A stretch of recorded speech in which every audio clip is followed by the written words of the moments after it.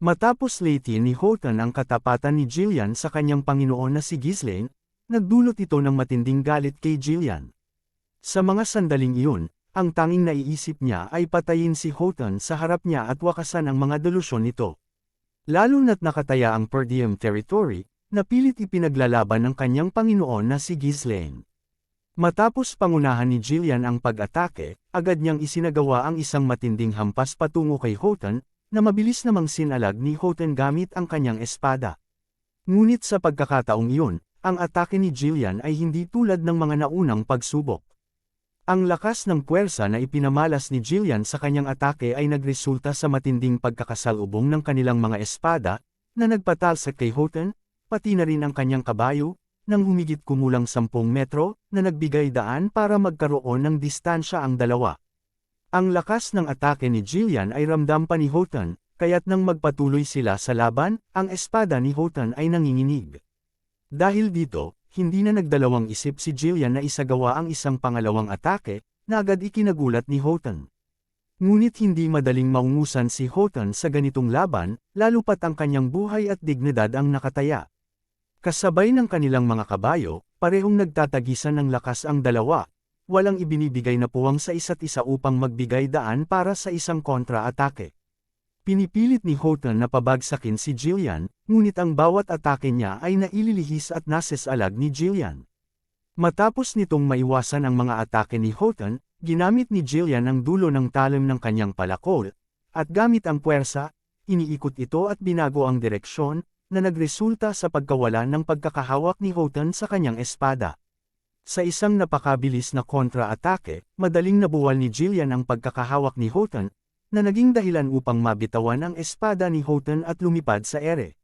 Gamit ang pagkakataong iyon, hindi nagdalawang isip si Gillian at agad isinagawa ang isang pamatay na kontra-atake na diretso patungo sa dibdib ni Houghton, na naging sanhi ng kanyang pagkasugat. Hindi lang si Houghton ang tinamaan, kundi pati na rin ang kanyang kabayo, na naabot ng matinding hiwa mula sa palakol ni Gillian. Malinaw ang naging resulta, dahil hindi na nakasabay ang kabayo ni Houghton dahil sa sobrang pagod at pagkakasugat. Ang pamatay na atake ni Gillian ay nagdulot ng pagka-atras ni Houghton at nagpatambas sa kanya sa lupa, habang ang kabayo ay hindi na magamit at nakahandusay na sa ilalim. Habang hawak ni Houghton ang kanyang espada, makikita ang pagkapagod at hirap sa kanyang katawan, na hingal siya at napahawak sa balikat na tinamaan ng atake ni Gillian. Sa mga sandaling iyon, malinaw ang pagkapagod at hirap na nararamdaman ni Houghton. Dahil sa pinsalang natamo, napaisip si Houghton kung bakit labis ang pagsusumikap ni Gillian sa mga sandaling iyon, sa kabila ng kanilang kalagayan. Kulang sila sa puwersa, kulang din sa mage, at lahat ng aspeto ng kanilang lakas ay kulang. Wala silang kalamangan laban sa hukbo ni Count Harold Desmond. Naiisip ni Houghton na kahit isang lamang man lang sa kabuuang lakas nila ay wala, sa kabila ng matinding kapinsalaan, hindi pa rin siya makapaniwala at nagtataka kung saan nanggaling ang lakas ni Gillian, na umabot sa puntong hindi na niya maintindihan, dahil tila wala na ito sa tamang kondisyon sa isip. Habang hingal na hingal, nagtanong si Houghton kay Gillian, puno ng pag-aalinlangan. Hindi siya makapaniwala at nagtataka kung bakit ang isang marangal at tanyag na mercenary king na tulad ni Gillian ay handang isaalang-alang ang buhay nito, at patuloy na sumusunod sa isang Panginoon na walang silbi at walang kwenta. Ang lahat ay naging tahimik ng ilang sandali matapos marinig ni Gillian ang muling panghahamak ni Houghton sa kanyang Panginoon, si Ghislaine. Sa puntong iyon, nagsalita si Gillian at ipinaabot kay Houghton na walang sinuman ang may karapatang magsalita laban sa kanyang Panginoon. Sinabi niyang hindi niya papayagan na insultuhin ang pangarap ng kanyang Panginoon. Mula roon, muling sumilay ang determinasyon ni Gillian na pumatay, at sa mga sandaling iyon, ang kanyang buong buhay at katapatan ay naging isang halaga na lamang sa mga pagkakataong iyon, habang mahigpit na hawak ang kanyang palakol at tinutok ito diretso kay Houghton. Sinabi pa ni Gillian na ito ang kanyang knighthood. Nang marinig ito ni Houghton, nagbuhos ng pawis ang kanyang katawan at nagulat siya sa tindi ng katapatan na ipinapakita ni Gillian. Napatulala siya at napaisip, sapagkat sa kanyang pananaw, wala pang mercenary ang nagpakita ng ganoong katapatan sa kanilang Panginoon. Para sa kanya, ang mga mercenary ay mga mabagsik na nilalang na ang tanging iniintindi ay pera, sumusunod lamang sa kanilang mga instincts at walang pakialam sa mga alituntunin. Sa mga sandaling iyon, naisip ni Houghton ang imahe ni Ghislaine at kung paano nito nahubog ang kanyang mga tauhan, lalo na ang mga mercenaryo. Sa paraang ito, isang uri ng katapatan na bihirang makita. Mabilis na inihanda ni Gillian ang isang diretsyong pamatay na atake patungo kay Houghton. Habang nakatayo si Houghton at tinatanaw ang papalapit na atake ni Gillian patungo sa kanya, naisip ni Houghton na tila sa pagkakataong ito, ang isang ligaw na leon ay nagbigay daan upang baguhin ang isang mercenaryo at maging isang kabalyero. Dahil sa kagustuhang mabuhay at ang desperasyong ipaglaban ang nawalang estudyante, muling sumili ang determinasyon kay Houghton. Matapos nito, matatag niyang hinawakan ang kanyang espada at sinalag ang malakas na hiwa na isinagawa ni Gillian. Sa mga sandaling iyon, siya naman ang gumawa ng isang kontra-atake. Mabilis na binago ang trajectory ng atake ni Gillian at gumawa ng isang diretsyong slash na patungo sa kabayo ni Gillian. Ipinaramdam ni Houghton ang matinding puwersa na pumapalibot sa kanya. Tinutok niya ang buong lakas sa paghawak ng kanyang espada at, sa harap ni Gillian, ipinahayag niya ang kanyang hamon. Bilang isang kabalyero, humingi siya ng tawad sa kabastusan ng Legion at ipinahayag ang kanyang hamon kay Gillian para sa isang duelo, dahil bilang isang kabalyero, hindi siya mag-aatubiling haharap sa hamon ng laban. Sa kabilang banda, sa mga sandaling iyon, si Count Harold Desmond ay nagngangalit sa galit dahil sa kabila ng laki ng kanyang hukbo, hindi pa rin nila matagumpay na natitibag ang pangunahing depensa ni Ghislaine. Kaya't habang itinatayo ang kanyang espada na nakatutok sa mga kawal ni Ghislaine, inutusan niya ang kanyang mga elite forces, ang mga two-headed knights, na salakayin ang pangunahing puwersa ni Ghislaine at magsagawa ng isang siege formation. Mula sa aerial view, makikita na ang hukbo ni Ghislaine ay napapalibutan mula sa lahat ng anggulo. Ang mga knights ni Count Harold Desmond ay makikita na may malinaw na kalamangan sa bilang, at ang puwersa ni Ghislaine ay parang gatuldok na lang. Sa gitna ng labanang ito, ang mga mage ni Ghislaine, pinangunahan ni Vanessa, ay nakatayo sa sentro ng formation. Doon din, si Alfoy ay kitang-kita na nanginginig sa takot, at habang sumisigaw, ipinapahayag niya na wala na silang magagawa at dapat na silang tumakas hanggat may oras pa. Wala na raw siyang ibang dahilan para ipagpatuloy ang laban, sapagkat kulang na sila sa tropa. Sa kabila ng sitwasyong ito, patuloy na lumalaban si Galberic at Vanessa. Kahit na patuloy na nagsisigaw si Alfoy, tinanong ni Galberic kung mayroon pa bang paraan para makalusot sila mula sa puwersang ito. Ngunit, sa mga sandaling iyon, pinawi ni Vanessa ang kaba ng lahat nang sumigaw siya at inutos na ang mga sundalo ay magbuo ng isang circular formation. Sa kabila ng pagod, muling inihanda ni Vanessa ang kanyang magic staff at itinusok ito sa lupa. Mabilis na bumulwak ang mga magic circles, at bago pa mabasag ang kanilang formation, isang malakas na ice wall ang mabilis na tumakas mula sa lupa at tinakpan ang mga blind spots nila mula sa likuran, na iniwan lamang ang pangunahing harapan bilang pasukan, kung saan nandoon ang mga kabalyero.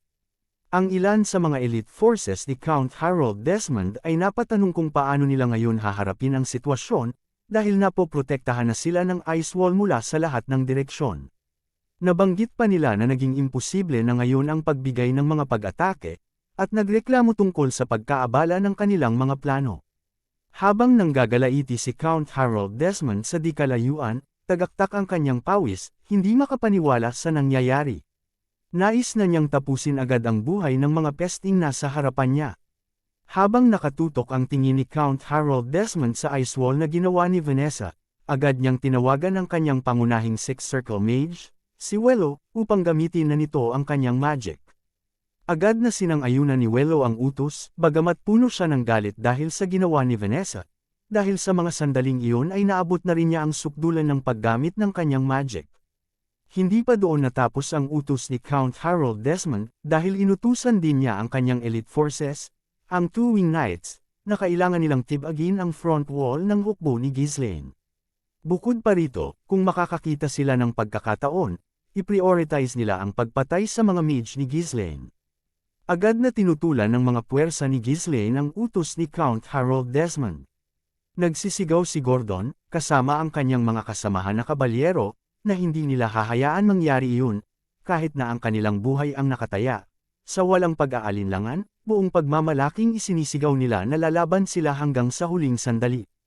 Sa kabilang banda, kitang-kita kung paano tinitibag ng mga elite forces ni Count Harold Desmond ang mga puwersa ni Ghislaine, lalo na si Gordon at ang kanyang mga kasamahan, na pagod na sa matinding laban. Sa kabila ng kanilang pagsusumikap, unti-unti silang tinatabla ng pagod at madaling nahihiwa ng mga puwersa ni Harold Desmond. Kahit na anong pilit ni Gordon at ng iba pang kasamahan, hindi na nila kayang makaganti, hindi dahil sa kahinaan nila, kundi dahil sa kakulangan nila sa bilang ng tropa, kaya't naging malinaw ang kanilang disbentahe. Sa kabila ng kanilang pagsusumikap, umabot sila sa sukdulan ng kanilang lakas. Sa mga sandaling iyon, matagumpay na natibag ng mga tuwing knights ni Count Harold Desmond ang pangunahing puwersa ni Ghislaine, at napalakas na nila ang posisyon nila laban sa hukbo ni Vanessa at mga mages nito. Makikita na kahit napagod na si Vanessa, buong tatag pa rin niyang ipinagpatuloy ang kanyang laban. Sa kabila ng lahat, isinisigaw niya sa kanyang mga kasamahan na lumaban sila hanggang sa huling sandali. Kasabay ng natitirang lakas ng bawat isa, pinakawalan ni Vanessa, Alfoy, at ng iba pang mga mages ang isang pamatay na atake na tumama diretsyo sa mga sumusugod na tuwing Hidden Knights. Isang lightning bolt ang tumagos at tumama sa baluti ng mga kawal ni Harold Desmond, nagdulot ng malakas na kuryente na nagpatigil sa kanilang pag-atake. Sa huli, naging sagad na ang paggamit ni Vanessa ng kanyang kapangyarihan, at napaluhod siya sa lupa, habang umuubo ng dugo dahil sa matinding pagod at pinsala. Sa unang pagkakataon, nakaramdam ng concern si Alfoy kay Vanessa at pinaalalahanan siya tungkol sa paggamit ng malalakas na spells. Sinabi niya na kung patuloy niyang gagamitin ang mga high mana spells na iyon ng sunod-sunod, malalagay siya sa madaliang pagkamatay. Kasabay nito, masigasig na tinanong ni Galv Eric si Vanessa kung kaya pa ba niyang magpatuloy at kung okay lang ba siya. Inisip din ni Galv Eric na mahalaga ring pangalagaan ni Vanessa ang kanyang sarili. Bagamat kitang-kita ang pagkapagod ni Vanessa at napapapikit siya dahil sa sakit na dulot ng paggamit ng high-level spell magic, buong tatag pa rin niyang sinabi sa grupo na kaya pa rin niyang magpatuloy at huwag silang mag-alala, at mas lalong intindihin daw nila ang kanilang mga kasamahan, lalo na ang mga knights.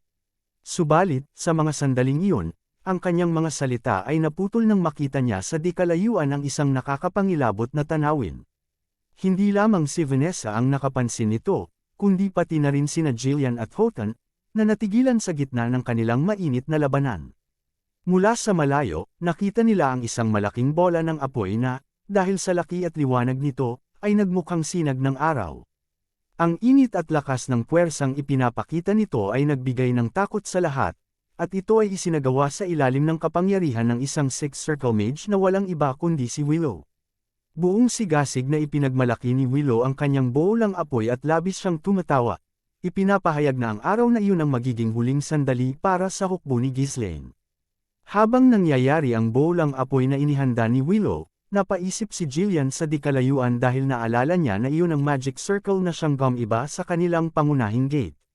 Sa sarili niya ay napapamura si Jillian dahil alam niyang kung tatama ang bolang apoy sa ice wall, hindi lamang ito makatitibag ng hadlang kundi magdudulot din ng pag-evaporate sa mga kawal at mages na nasa loob dahil sa sobrang lakas ng puwersa nito. Habang patuloy na nasa gitna ng labanang iyon laban kay Houghton, pansin ni Jillian ang panganib at sinubukan niyang ipaalam sa kanyang mga kasama na mag-ingat. Ngunit hindi binigyan ni Houghton ng pagkakataon si Jillian na may sigawa ang anumang balak nito. Kaya agad na ipinatindi ni Houghton ang kanyang atake hanggang sa sukdulan at tinibag niya ang depensa ni Jillian.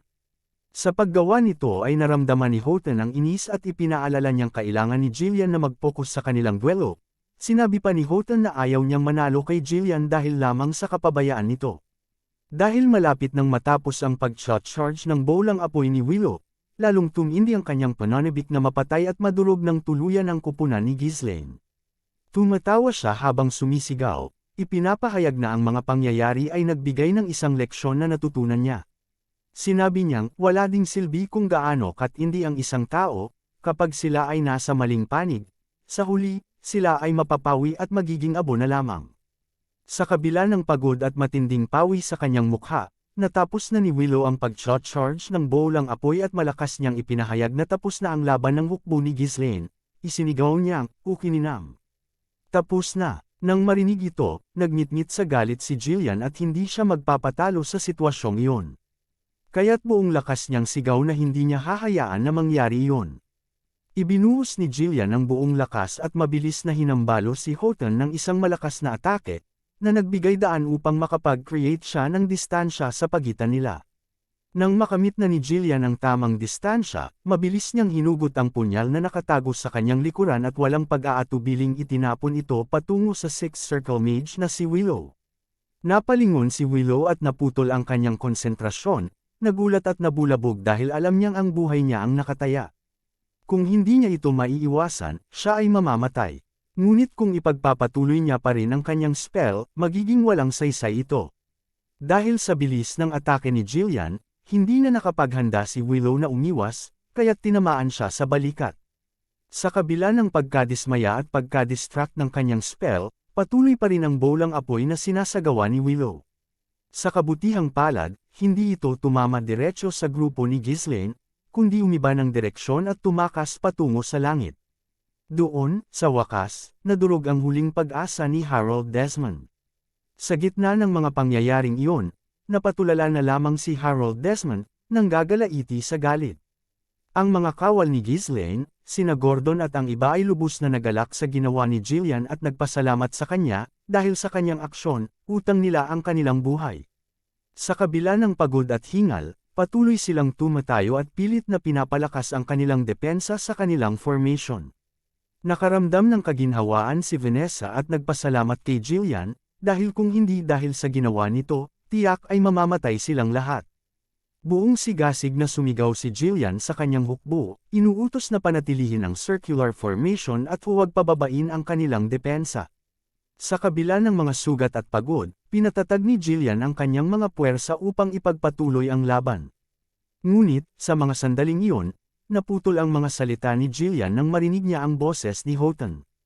Kasabay ng kanyang boses ay isang matinding saksak mula sa likuran na tumama at tumagos sa kanyang tiyan. Ang saksak na iyon ay nagdulot ng pagkabigla at pagkatulala kay Jillian. Mabilis na sumabog ang dugo mula sa sugat, at hindi kalayuan ay nakita ni Vanessa ang nangyari. Napatulala siya, walang masabi, dahil alam niyang ang saksak na iyon ay tumama sa isang vital point ni Jillian. Mula sa likuran, matatag na sinabi ni Houghton kay Jillian na ito ang kabayaran ng kanyang pagpapabiye sa kanilang duelo at hindi ba't ito rin ang pinaaalala niya sa kanya kanina. Dahil sa nararamdaman na niya ang labis na pinsala, ang kanyang mga ngipin ay nagngingit-ngit na dahil sa sakit. Sa kabila ng lahat ng ito, ibinuhos pa rin ni Jillian ang natitirang lakas sa huling sandali at buong sigasig niyang itinaas ang kanyang itak upang makapagbigay ng distansya. Subalit dahil ang saksak ay tumama diretsyo sa kanyang likuran, dama ni Jillian ang buong epekto ng sakit at ang matinding kapaguran. Gayunpaman, hindi ito naging hadlang kay Jillian upang huminto sa kanyang pag-atake. Sa kabila ng lahat, pinangunahan pa niya ang pagtitibag sa depensa ni Houghton. Ngunit, dahil sa pinsalang natamo, bahagyang bumabagal na ang mga kilos ni Jillian. Sa bawat atake niya, nakakapagbigay na ng counterattack si Houghton. Sa mga sandaling iyon, isang matinding saksak ang tumama sa balikat ni Jillian, na naging sanhi upang mawalan siya ng balanse at napasukan ng dugo. Dahil sa pinsala at labis na kapaguran, halos pigang-piga na siya. Wala na siyang halos maibigay pa sa laban, at ang kanyang lakas ay nauubos na. Sa huling sandali, diretsyong tinitigan ni Houghton si Jillian at sinabi sa kanya na hindi niya nais na magtapos ito ng ganito, ngunit ang sitwasyon ay hindi pabor sa kanila. Ipinahayag niya na ganito talaga ang digmaan, hindi ito palaging umaayon sa inaasahan. Kasabay ng kanyang mga salita, mabilis na hiniwa ni Houghton ang espada na nakatarak kay Jillian, na naging sanhi ng pagkasugat at pagkasirang tuluyan ng balikat nito. Dahil dito, napasubsob si Jillian at napaluhod mula sa kalayuan. Napasigaw si Gordon at Puth, tinatawag ang pangalan ng kanilang kapitan at hinihiling na magpatuloy pa ito. Alam nilang nakakapangilabot ang pangyayaring iyon, at hindi rin nakaligtas kay Vanessa ang pagkakaroon ng labis na pag-aalala sa kalagayan ni Jillian. Sumigaw siya ng pangalan ni Jillian, hinihiling na magpatuloy pa ito at huwag mamatay. Samantala, sinamantala ni Count Harold Desmond ang pagkatalo ni Jillian at buong sigasig niyang ipinag-utos sa kanyang hukbo na oras na upang tibagin ang pangunahing puwersa ni Ghislaine, at unahin na ring patayin ang kanilang mage. Mabilis na umatake ang puwersa ni Count Harold Desmond at iniwan na lamang sa gilid ang dagwang katawan ni Jillian sa lupa. Sa mga sandaling iyon, hingal na hingal si Jillian, tinatanaw ang kalangitan at napapapikit na lamang, parang naglalaho na ang kanyang mga mata, tila malapit nang sumunod sa kanya ang kamatayan. Habang nakahandusay pa siya sa lupa, ibinaling niya ang kanyang mga mata at tumingin sa kanyang mga kasamahan na patuloy na nakikipaglaban sa gitna ng labanan. Nakita ni Jillian kung paano isa-isa ang mga kawal nila ay pinipitas ng walang awan ng hukbo ni Count Harold Desmond. Isa na rito si Vanessa, na pilit na kumikawala sa pagkakahawak ni na Alfoy at Gilverick. Gusto niyang tulungan si Jillian, ngunit pinipigilan siya ni na Alfoy at Gilverick. Sa mga huling sandali ni Jillian, tinatanaw niya ang kalangitan at nagbalik tanaw sa mga alaala ng kanyang buhay, kung paano niya unang ibinigay ang kanyang katapatan kay Ghislaine, kung paano binago nito ang kanyang buhay, at kung paano siya lumahod sa harap ni Ghislaine bilang tanda ng kanyang pagsunod at paglilingkod.